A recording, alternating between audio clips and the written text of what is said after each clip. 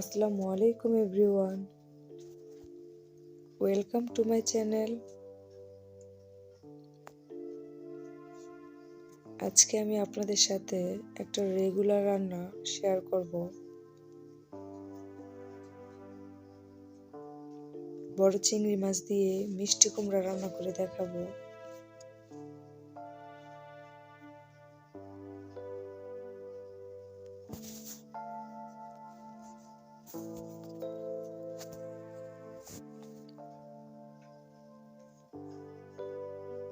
এখানে আমি কিছু চিংড়ি মাছ নিয়েছি।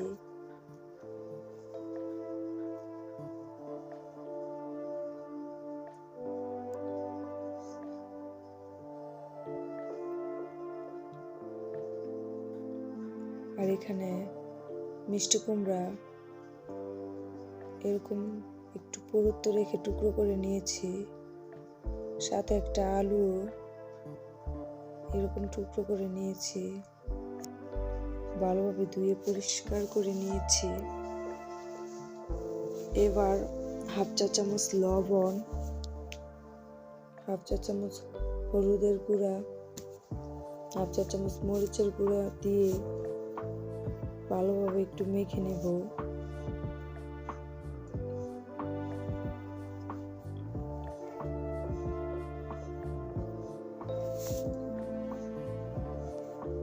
এখন একটা কড়াইতে তেল গরম করে নিব।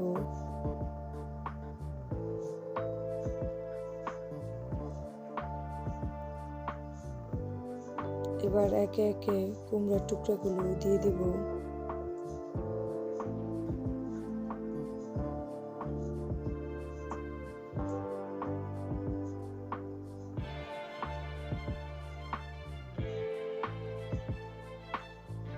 একটা পাশ হালকা করে ভেজে নিব। কুমড়ার তরকারিটা কুমড়া ভেজে নিলেই খেতে ভালো লাগে। একটা পাশ ভাজা হয়ে গেছে, এখন একটু উল্টিয়ে নিব।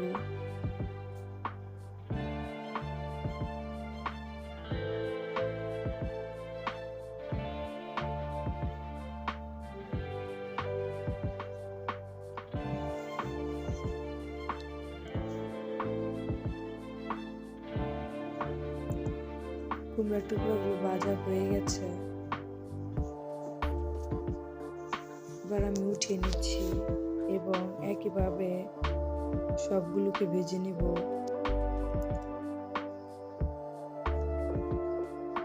এবার চলে যাব মূল রান্নায়। এখন মিষ্টি কুমড়া ভাজা তেলগুলোর মধ্যে চিংড়ি মাছটাকে আমি একটু ভেজে নিব।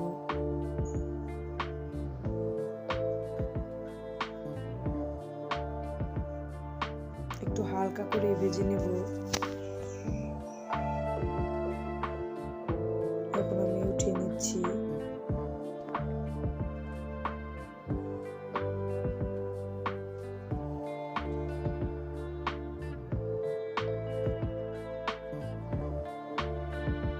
সেম প্রসেসে সবগুলো চিংড়ি দিয়ে আসবো। এবার চলে যাব মূল রান্নায়। চিংড়ি মাছ ভাজা তেলগুলোর মধ্যে কিছু পেঁয়াজ কুচি দিয়ে দিচ্ছি।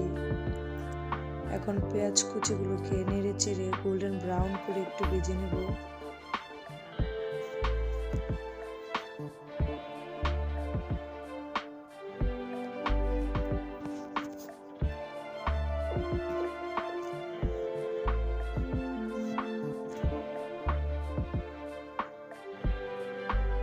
পেঁয়াজটা গোল্ডেন ব্রাউন হয়ে আসছে।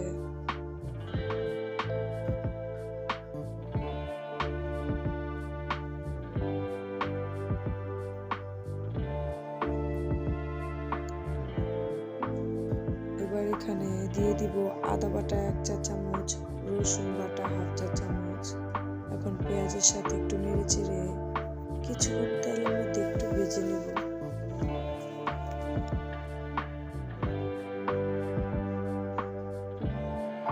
এবার এখানে অল্প একটু পানি দিয়ে দিব।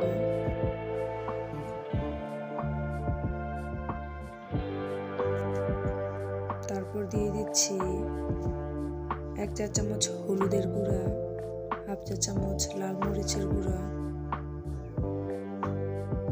নেড়েচেড়ে একটু মিশিয়ে নিব।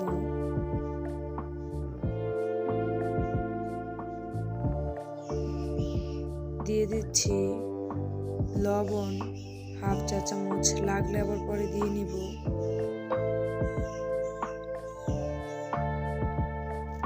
এবার মশলাটাকে একটু কষিয়ে নিব। কষানো হয়ে গেছে। এবার ভেজে রাখা মিষ্টি কুমড়া এবং আলুর টুকরাগুলো দিয়ে কিছুক্ষণ একটু কষিয়ে নিব। আর এর জন্য এখানে অল্প একটু পানি দিয়ে দিচ্ছি যাতে মশলাটা তলাতে লেগে না যায়। এবার পানিটার সাথে মশলাটা ভালোভাবে মিশিয়ে নিব।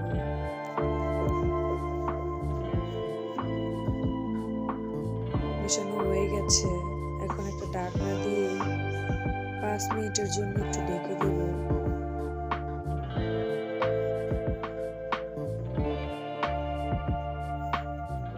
5 মিনিট পরে ঢাকনাটা উঠিয়ে নেব। এখন একটু নেড়ে চেড়ে নেব। নেড়ে চেড়ে এখন পরিমাণ মতো পানি দিয়ে দিচ্ছি।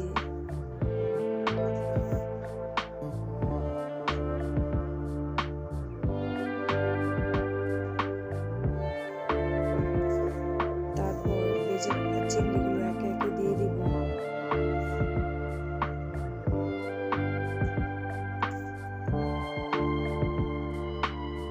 এবার একটা ঢাকনা দিয়ে ঢেকে 10 মিনিটের মতো একটু রান্না করবো। মাঝখানে আবার একটু নেড়ে চেড়ে দিব।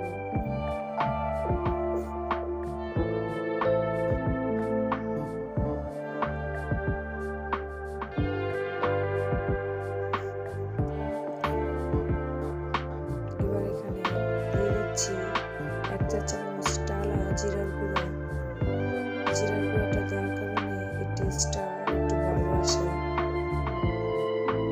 তবে আপনারা চাইলে এটা স্কিপ করতে পারেন, ধনিয়া পাতাও দিতে পারেন, তবে আমার কাছে এটাই ভালো লাগে।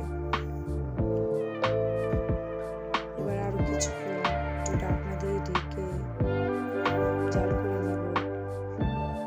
এবার ঢাকনা উঠিয়ে নিচ্ছি। আমার রান্নাটা হয়ে গেছে।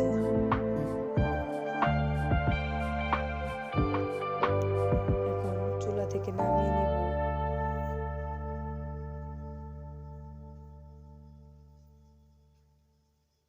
আমার রান্নাটা হয়ে গেছে। এই রান্নাটা ছোট বড় সবাই খুব পছন্দ করে, খেতেও দারুণ লাগে। অবশ্যই একবার ট্রাই করে দেখবেন এবং ভিডিওটি ভালো লাগলে অবশ্যই লাইক, কমেন্ট, শেয়ার করতে ভুলবেন না।